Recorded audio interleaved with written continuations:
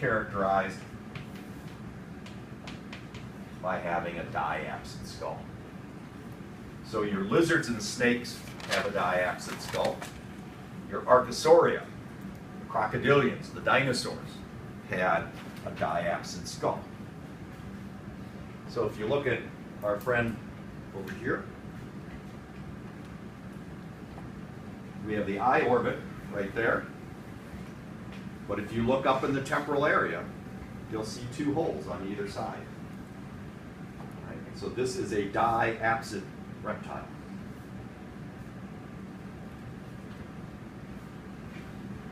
The archosaurs are the ones that lead to the birds.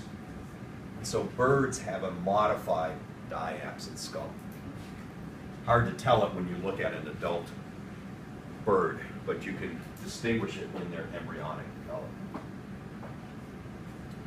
All right, so this is an adaptation that presumably opened up a lot of niches by allowing many reptiles to have a much stronger bite than they would otherwise given the size of their body.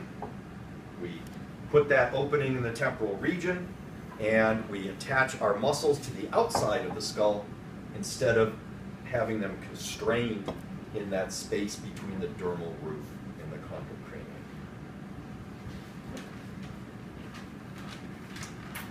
Okay. Oh, yeah, I was going to show it up here.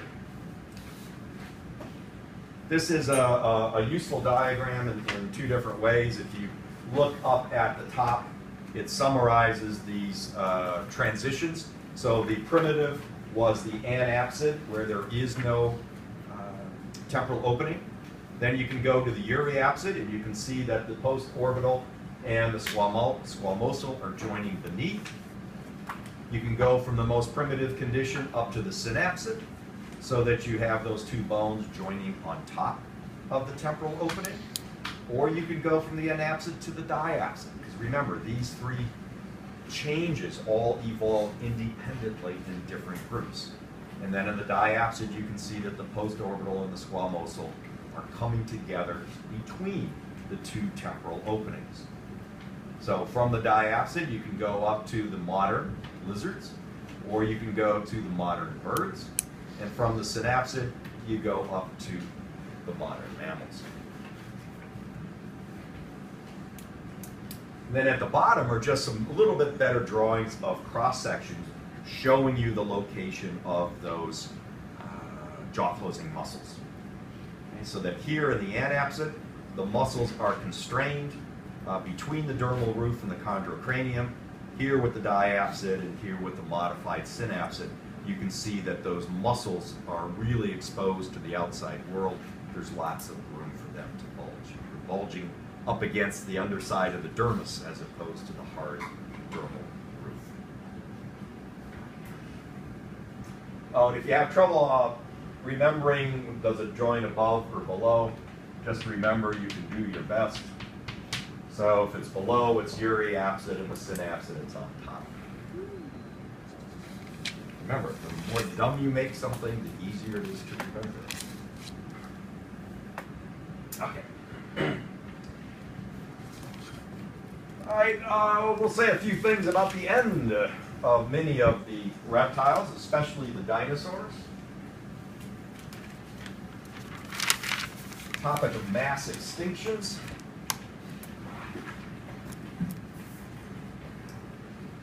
You know, the Mesozoic era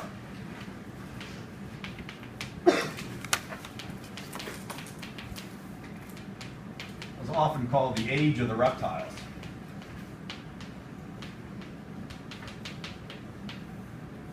And it was followed by the Cenozoic era. And that is the age of the mammals. And it's just referring to what was the dominant group on Earth at that time, the dominant vertebrate group during those times. Well, something that is interesting that occurred at the boundary between these two time periods, between the Mesozoic and the Cenozoic, is that we have extinction of virtually all large reptiles. So virtually all reptiles greater than about 10 kilograms in size disappeared, including all of the dinosaurs. Now there's lots of other extinctions that occurred at that time as well, but the reptiles get the most play, so to speak, in the literature because it is when the dinosaurs ended. Why then did they disappear? Why did these very large reptiles disappear? Part of it could be long-term climatic changes, so that the Cenozoic was cooler, more variable than was the Mesozoic. But in reality, it seems that the extinctions were too abrupt in order to be accounted for by a slow, gradual change in climate. And so most people believe what's called the Alvarez hypothesis.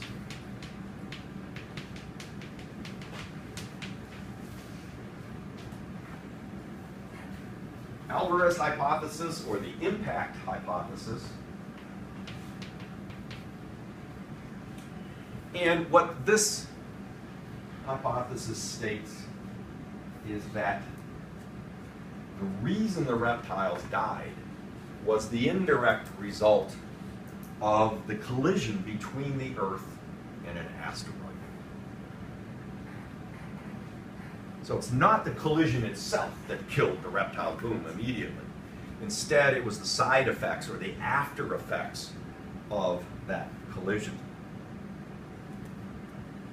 So basically they're saying that an asteroid approximately 10 kilometers across, so think about it, that's not very large, 10 kilometers across collided with the Earth. That collision then threw up huge amounts of dust into the air. That dust then circulated worldwide on typical atmospheric currents. And ultimately that dust reduced sunlight that was striking the Earth, because now you have dust up in the atmosphere that's reflecting it backwards. So they hypothesized that the amount of this dust was so extreme that perhaps there was even darkness for a prolonged period of time. For days, for weeks, maybe even longer. That has a couple of effects. One, it's really going to impact photosynthesis. So many plant species were killed off at this time as well. And if you're an herbivore and your plant foods are dying off and you can't adapt, then you die out. If you're a carnivore and your food is dying out because they're herbivores that can't adapt to the no plants, then you're going to die out as well. And then addition would be the idea of a colder environment. So if that sunlight is not hitting the Earth, then you are not being able to warm up in that sunlight. And even modern reptiles are able to have a fairly high body temperature if they bask in the sun. But if they're not allowed to bask in the sun, then their temperature is going to match whatever the temperature of the environment is.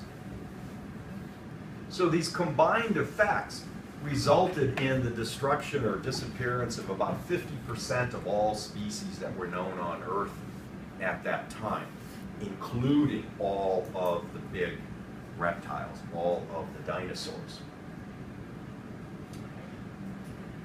Well, why do they think that this happened? And most of the evidence, in other words, why do they think it was an impact?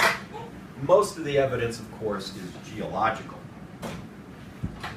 But it centers around three things: iridium, shocked quartz, and something called stishovite. So these are three pieces of geological evidence before the impact.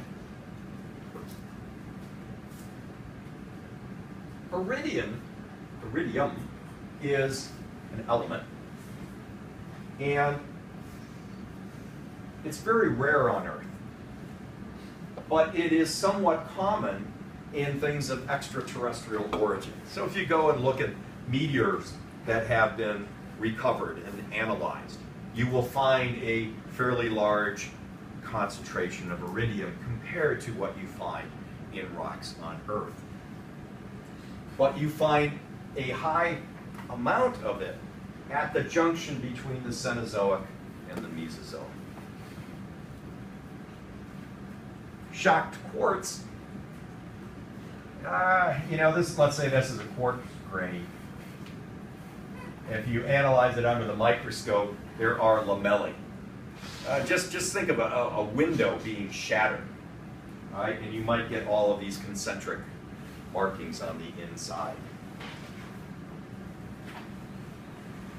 Shocked quartz is formed only under extreme pressure. And we only know it from laboratory settings, nuclear test sites, and from known impact sites. And it too is somewhat common at the junction of the Cenozoic and the Mesozoic. Finally, a stishovite, similar concept. It is a mineral related to quartz. It's formed only under extreme sudden pressure, and we find it at the boundary between the the Cenozoic and the Mesozoic as well.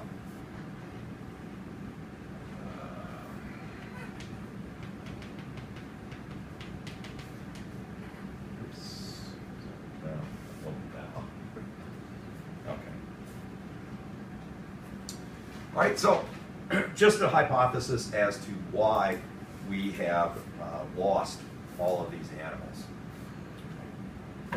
And it is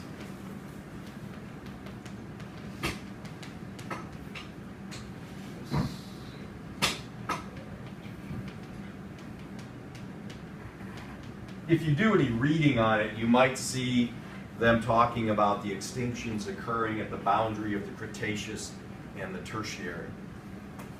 The Tertiary is the first part of the Cenozoic era. The Cretaceous is the last part of the Mesozoic. So they're not in conflict. They're talking about the same thing. They're just using different scales. The smaller time period would be the Cretaceous Tertiary. The larger units are the Mesozoic and the Cenozoic. Oh, I don't want to go into that. I don't want to go into that. I don't want to go into that. Okay. Tell you what. I'll do snake stuff next time, which will be a week from today. And then I think you have the exam a week from Wednesday. Okay, so snake stuff. It says it's on Monday. Okay. All right. I'll still lecture on Wednesday, and then you'll have the test done. Hey. What? No, wait a minute. I can't lecture on Wednesday. Is it on Monday? No, it can't. It is on Wednesday because I wouldn't have done that to you. So the lab exam is on this Wednesday, 2 days from now, and then the lecture exam is 1 week from that. I won't lecture on this Wednesday because we have the lab practical. That means next Monday will be the last lecture that will have material for the lecture exam. Okay? Yeah? Will we get the exam questions on Wednesday? Yes. And if you don't, email me because it just means I forgot. Okay. All right, so make sure you've got a good feel for your reptiles. Orders and families worldwide, Michigan species. The lab practical is going to be very, very similar in makeup to what it was for the amphibians. You'll have a sit-down part, and then you'll have a part where you roam and you identify, telling me either the common name or the scientific name of what you're identifying. Whereas the sit-down is going to test material that's in the course pack and the taxonomy. Okay? And I'll take my 10-minute break and I'll go up and get my computer and come down and hook it up, and we can run through some photographs and see if you can recognize things. Okay?